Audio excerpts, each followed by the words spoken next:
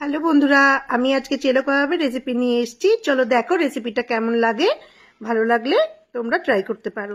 দেখো, প্রথমে এখানে আমি বোনলেস কিউব করা চিকেনগুলোতে লেবুর রস, গোলমরিচ গুঁড়ো, পেঁয়াজের রস,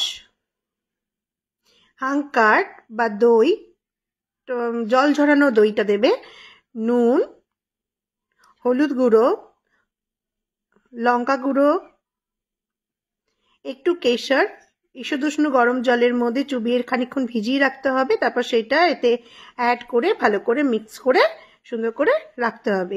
এবার চলো আরেকটা চিকেনের ম্যারিনেশনের দিকে যাই। চিকেনের কিমা বা চিকেন পেস্ট নিলাম, তাতে লেবুর রস, গোলমরিচ গুঁড়ো আর পেঁয়াজের চিবড়ে, মানে পেঁয়াজ রস করার পর যেটা থাকে সেই চিবড়েটা এর মধ্যে অ্যাড করে দিলাম। তারপর লঙ্কা গুঁড়ো, নুন, আদা বাটা, রসুন বাটা, আমচুর পাউডার আর হচ্ছে কেশর ভেজানো জলটা। এই রান্নাটাতে কেশরের স্মেলটা খুব ভালোভাবে ইনট্যাক্ট রাখার জন্য একটু ভালো করে দিতে হবে এটা। এবার চিকেন কিমাটা সুন্দর করে মাখা হয়ে গেলে একটু ঘি দিয়ে সুন্দর করে মেখে এই ম্যারিনেশন দুটো ওভারনাইট রাখতে পারলে ভালো হয়। বেশ কিছুক্ষণ আগে রেখে দিতে হবে। এইবার একটা ডেচকির মধ্যে খানিকটা দুধ আর জল দিয়ে ভালো করে এটার আগে থেকেই দুধ আর জল দিয়ে তারপরে দেখো আমি ভাতটা দিচ্ছি। এই ভাতটা কিন্তু সম্পূর্ণ কুক না, এটা 80% মতো কুক করা। তো এই 80% মতো কুক করে ভাতটা আগে রেখে দেবে, তাহলে এই সময় না দিলে ভাতটা ভীষণ ঝরঝরা হয়। তারপরে কিছুটা মেল্টেড বাটার আর ওই কেশর ভেজানো জল আরো খানিকটা ওপর থেকে দিয়ে দেবে।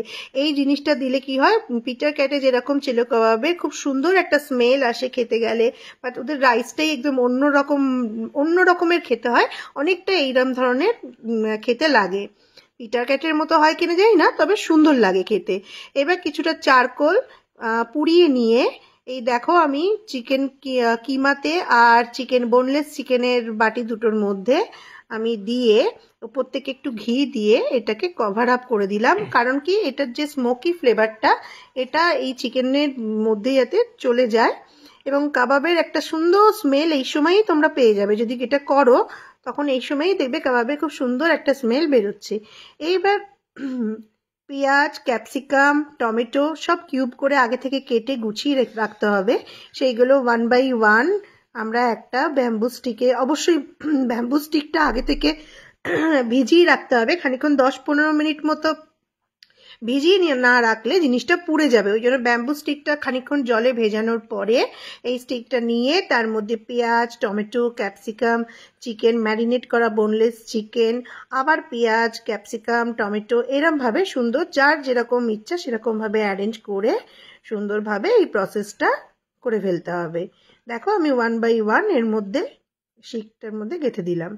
এইবার আমরা কিমা চিকেন যে শিক কাবাবটা হবে সেটার জন্য ওই পেস্ট থেকে খানিকটা, ম্যারিনেশন থেকে খানিকটা তুলে নিয়ে হাতের রোলের মতো করে ঘুরিয়ে ঘুরিয়ে তার মধ্যে ব্যাম্বু স্টিকটা ঢুকিয়ে সুন্দর করে একটু ধৈর্য নিয়ে জিনিসটা করে নিলাম।